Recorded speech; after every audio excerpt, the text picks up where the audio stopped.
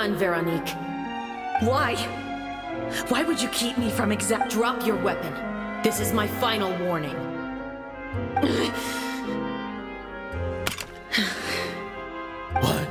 What is going on? Do I have to spell it out for you, Morris? Everything that took place just now was staged to get you to confess the truth. But this last part is all improv, of course. Chevrolet, you told us you wanted us to... It's because even I had no way to confirm my theory until... Thank you for your performance, Yoimiya. Could I trouble you to go and bring in the other special... Oh, and please tell the other cast members not to worry about us.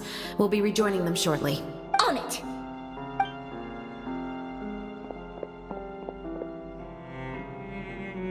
So what do you think, Morris? Care to talk My patience is limited, you know. Don't force me to take you back to the interrogation room. I'd wager that you wouldn't last for more than a minute in there. With the recording we made, you have no chance of winning in court. Cooperating with us now is the most practical move. All right. I'll talk. I hired an assassin to murder Elisa. She once worked as a maid on my family's estate. She was very beautiful, and after some time I fell for her. We kept our relationship a secret and carried out an affair for some time, but it wasn't long before she became pregnant.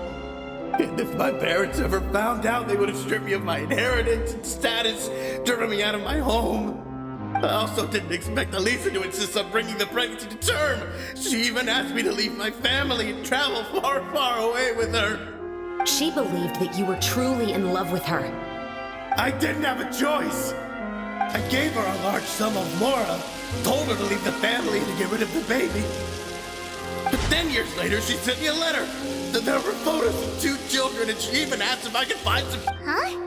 2 children? Paimon thought Baptiste was the only... you mean... Even if she had the children against your will, you could have just ignored the letter entirely. Why kill her? I had just gotten engaged to be married to an heiress from another wealthy family. So... No. You always had a choice. You just made the wrong choice. Again. Do you know how it feels to watch your mother be killed right in front of you? My brother and I were hardly even school age yet. We were hidden beneath the floorboards, grasping each other's hands like a lifeline. We were so terrified that we didn't even know we could ever take a breath. All we could do was to watch Mother try to fight back, and then collapse to the floor. Even after the assassin left, we were still too terrified to leave our hiding spot.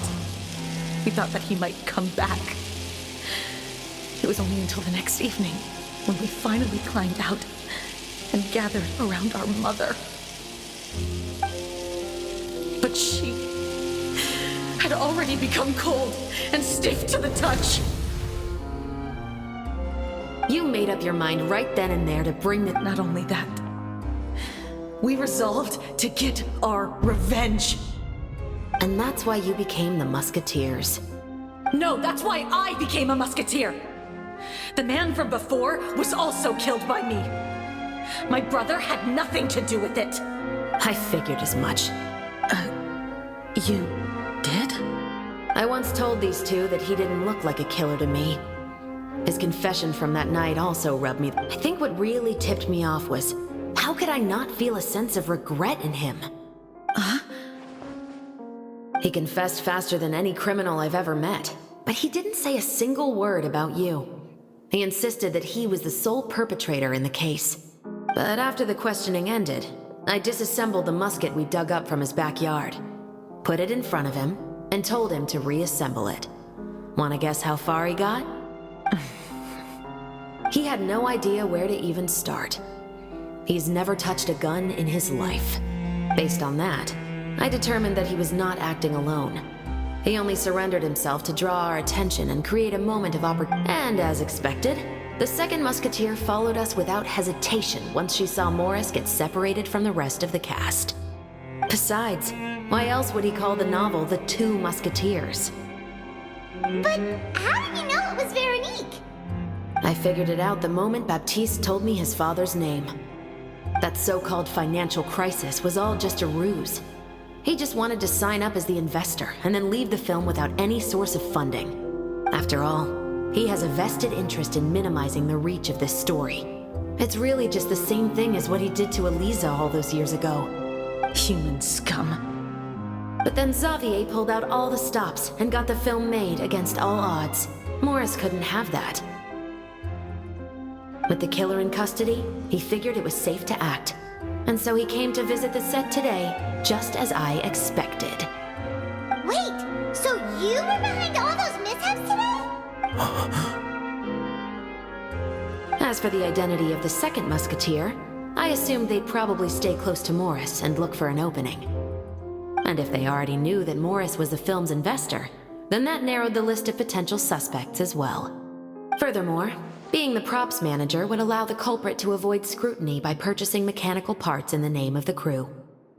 With that hypothesis in mind, I went back to check Baptiste's orphanage adoption records. Guess whose name I saw on the same page, just a few lines from his. My brother. He trusted you.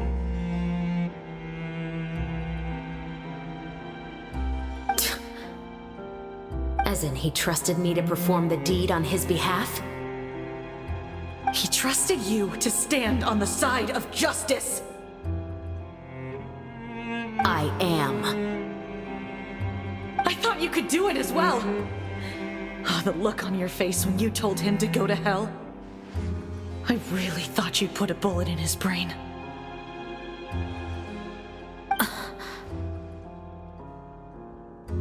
You know what he has done. Are you telling me that you'd rather see him spend the rest of his life living like a king? I will never be able to forget the feeling of my mother's cold, lifeless hands. And you would call this ending fair? Is this what you call justice?